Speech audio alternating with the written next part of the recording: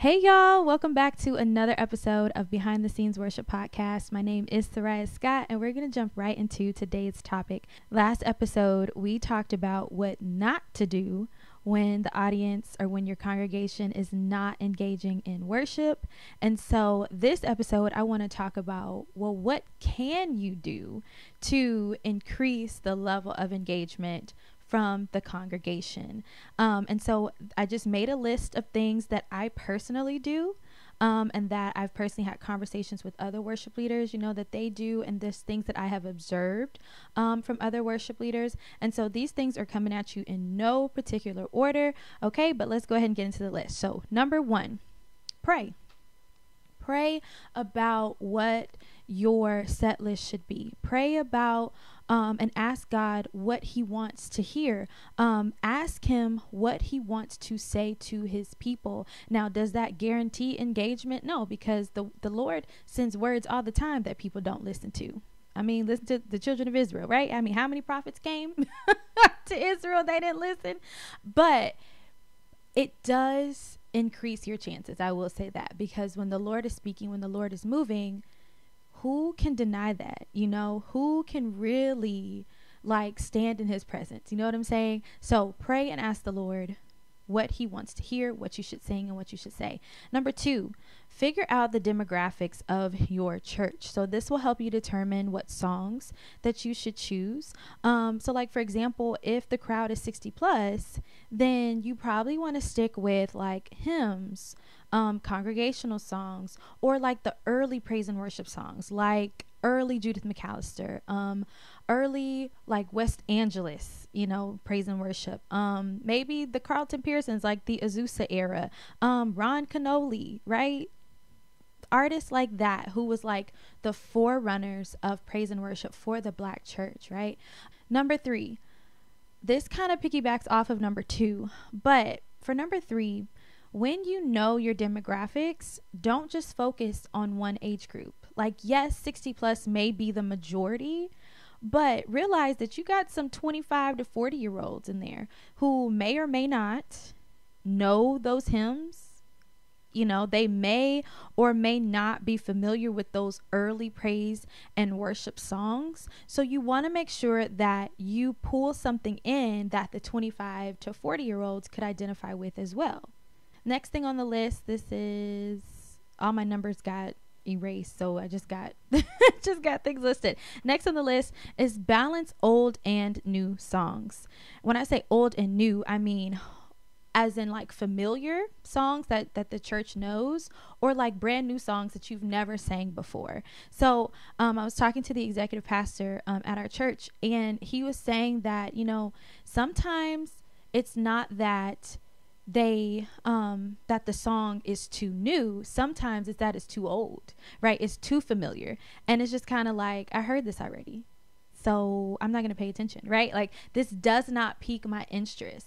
If I know something new, or if something sounds different, then I'm more interested to be what are they about to do, and so you start paying attention more to something that's new rather than just something that they've heard 1,000 times, right?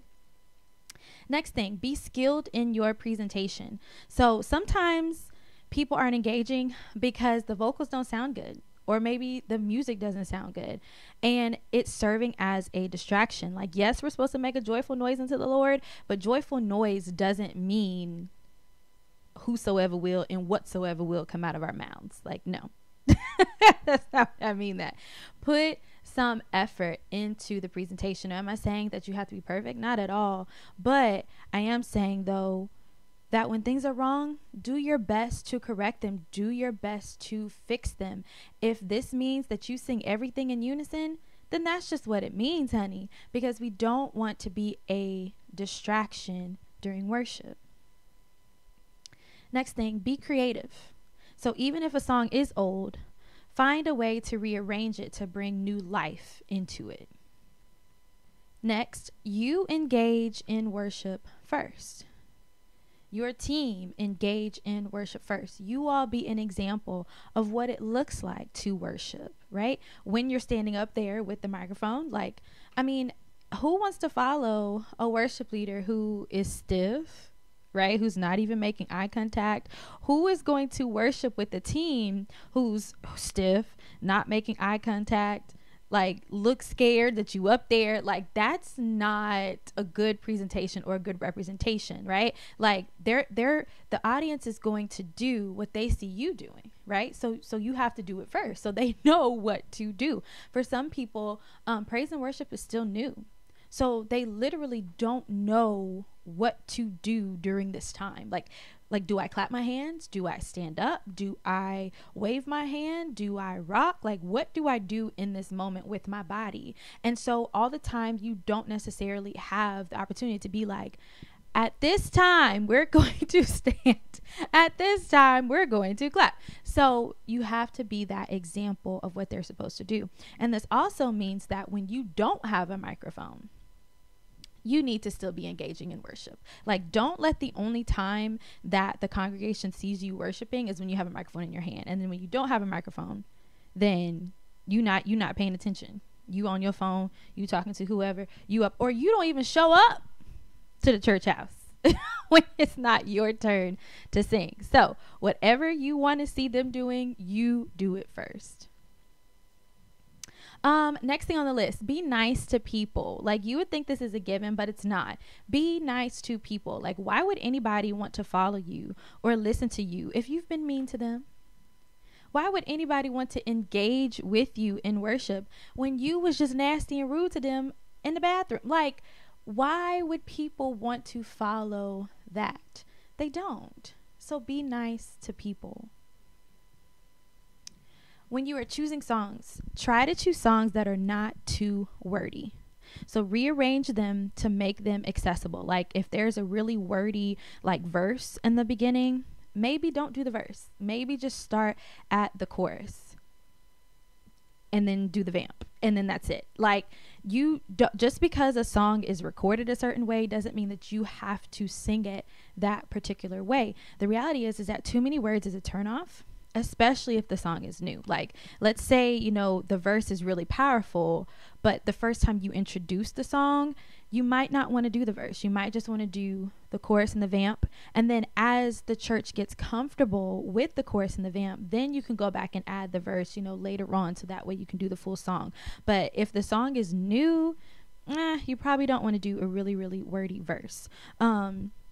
You can also do something where you find a creative way to tag in an old and familiar song. So this past week, we did Because of Who You Are into Jireh. And so Because of Who You Are is a favorite for our church, right? And so we started with that, and because it talks about, right, Jehovah Jireh, my provider, Lord, I worship you because of who you are, Jireh, you are enough, right? So they have similar themes. They talk about, God, right? They both call him Jireh, right? And so that was a good way for us to marry an old and a new. That's the second time we did it. The first time we did More Than Enough by Vicki Winans. More than enough, more than enough, more than enough for Jireh, you are enough, right? So that song worked too, because we're talking about him being more than enough, right? More than enough, always enough, forever enough, whatever the words are. But that is an example of how you can marry an old and a new song. Another thing I want to say about choosing songs that are too wordy, and rearranging songs to fit them best, to make them accessible to your home, or to your church. But if you look at artists like Tasha Cobbs Leonard, as well as William Murphy, they do a very, very good job of taking like the CCM really wordy songs and just doing the chorus and the vamp and really beefing that up and making it like a whole song, right? The examples that come to mind is number one, Tasha Cobbs' Break Every Chain, right? Like, I thought Tasha Cobbs wrote that song until I went to ORU and I heard the actual original song, and then I heard all these different verses and I was like, wait, what? This Tasha Cobbs? No, it's not Tasha Cobbs. It was written by a CCM artist, and I can't think of the artist's name right now, but they had like full like verses and bridges and stuff like that. But Tasha Cobbs, she didn't use all of that. She just used the chorus and the vamp, and that was it. And she made a whole song, and that's like one of her like best selling songs ever, right? But she was creative, and she made sure not to be too wordy in her presentation of this song, and people latched onto it, and it's gone all over the world, right? And people think that that's her song, but it's not. So that's an example of what I mean when I say, you don't have to do songs exactly how they're recorded. You can take some of them words out, rearrange it, and go on about your business, and it'll hit for sure. All right. Choose songs that have an easy format to follow. So like verse, chorus, vamp, back to the verse, or something like that. But if the song has too many parts, right, like it's gonna lose the people's attention, because it's gonna be hard to keep up, right? And especially during praise and worship, like it's not like you got that much time to be doing like this full song that has 2 and 3 verses and 3 vamps and 5 bridges and a music break here and then an intro and an outro. Like that is a lot to do during praise and worship. So once again, be creative and figure out how you can simplify a song, or just find songs that are simpler. More simple? Simpler. I don't know. I always say words are not my thing. Numbers are my thing because I have a math degree. But anyways, all right, let's go on. Utilize technology during worship. So what I mean by this is like if you have like a projector, or you have like an LED screen or whatever, try to show the words on the screen to your song so that the people can follow along, right? Like that definitely helps, because people are like, I know the words, I can't get that. Well, here it is. It's on the screen for you, right? But something that you have to be mindful of, that I don't think that we really pay attention to, and even though it is 2024, the reality is that some of our saints can't read, right? Or they can't see. So utilizing technology during worship and showing the words is a good tool, and I encourage you to use it. But just know that it's not going to be the end all be all. Know that it's not going to solve every single one of your engagement problems, because some people still can't read in 2024. And some people just can't see. So, okay. Next thing on the list is use social media to share the set before Sunday. So that way, people can be listening to the songs and be ready to sing, on a Sunday morning. Like, I don't know why we feel like our sets have to be secrets. Right? Like, or like we have to hide them. Like, it's got to be a surprise when we go in there. Like, no, it doesn't have to be. Like, if you want people to engage, help them to engage as best as possible. So, make a social media post on, or a graphic or whatever, and put your set list, on there, and be like, and I did this last year. No, it was the year before, in 2022. I started doing this, and people were like, oh my gosh, we really like this. Thank you for doing this. Like, they really, really enjoyed it, and they were able to listen to the songs. And so they knew what we were going to sing on Sunday morning, and they were even more ready to engage in worship, because they knew what we were singing. Like, we eliminated well, I don't know this song. Well, you could know the song if you look on social media, and most people are on social media, right? And so you can put the links to the songs on there. Like, don't just put a graphic, but maybe in the comments put like the actual YouTube links to the song so they can go listen to it. Maybe you can even put the lyrics in there. I don't know, however you want to do it, but utilize social media to help get your set out to your church so that they can be listening, and hopefully that'll increase, your engagement. The next thing I would say is key the songs differently. So sometimes songs are written, too high for like your average church goer who just sings in their car, who just sings in the shower, right? But they're not actual singers, right? And so sometimes songs could be either too high, or maybe they could be too low. So, maybe think about how you are keying your songs so that it's accessible to the average churchgoer, which would then help them be better equipped to be able to engage during those times. Next thing I would say is choose songs that fit your church's style. So if your church is more of like traditional gospel, then don't come in with like a heavy CCM song, right? But if you do want to come in with a heavy CCM song, or come in with a CCM song because the words are powerful, right? There's a lot of like beautiful imagery written in CCM songs, most definitely. And so once again, you could be creative and rearrange that music to where it fits more of the style of your church, right? So good examples of this is Antoine Cooks. He does this brilliantly all the time. He did an arrangement of I Shall Not Want, right? It's originally by Maverick City, and it's more of like a slower type of song, slower type of tempo.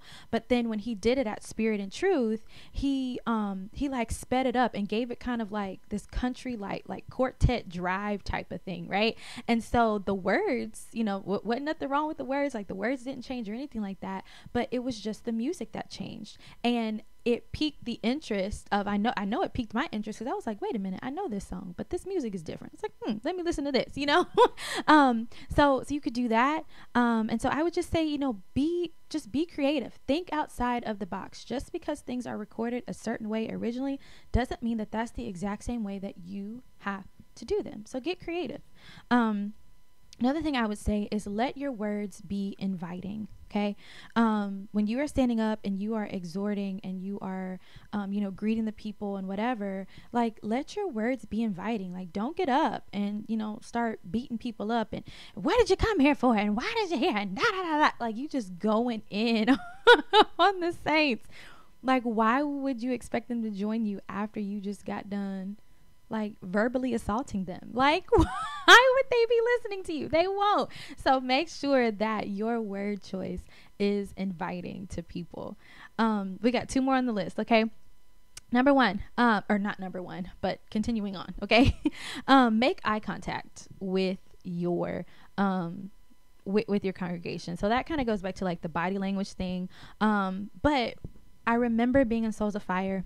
Javita Shepherd, she had come in as our mentor for that particular year, and she was telling us that as frontline singers, when you have, you know, your congregation, you have your church, like each frontline singer needs to take a section of the congregation and that be your section. Those are the people that you are leading. Those are the people that you are making eye contact with. Those are the people that you are singing to, right? And so if everybody takes a portion of the sanctuary and of the congregation, then that means that everybody's going to be engaged, right? It's not just on the worship leader to engage them, but it's on every single person that is up there, right? And so people, what you will find, and like when we did this, what I found was that people were like, okay, they see me, you know, and they really were like more willing to engage, like, because like your eyes are on them. And so they're willing to give you eye contact back. Like, you smile at them. They're willing to smile back at you. You know, you clap with them, right? You mouth to them the words, you dance with them, right? Like I love doing that. Like, I love being on background, because those are the type of things that I get to do, right? As the worship leader, I don't always get to engage with, you know, with people like directly, like I try to, but I have so many things that I'm like being mindful of at the time that I don't always have time to focus on like that particular thing. But if you are singing in the background, like, you can do that. Like, you have more freedom than the worship leader does to engage with that section of the congregation and of the audience. And so I would definitely say, give that a try. I encourage you to do that, and just watch how the engagement really does increase and go up when you do that. And here's the last thing that I have on the list, and this one is